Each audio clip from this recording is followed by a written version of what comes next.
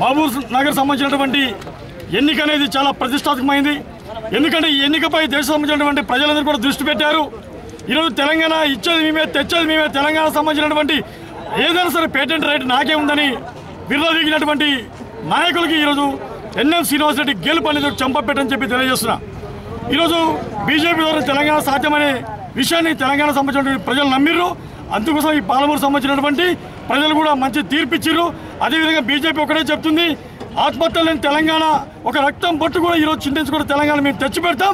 NDA 2014లో NDA ప్రభుత్వాన్ని మీరు మాకు అందివ్వండి, మేము తెలంగాణ ఇస్తామని చెప్పేసి నమ్మకంగా చెప్తారు. ప్రజల్లో విశ్వాసం ఉంది బీజేపీ అంటే.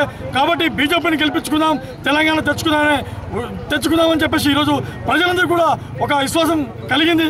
కాబట్టి ముందు జరిగినటువంటి 2014 ఎలక్షన్లో ఎన్డీఏ ప్రభుత్వంలోకి వస్తుంది.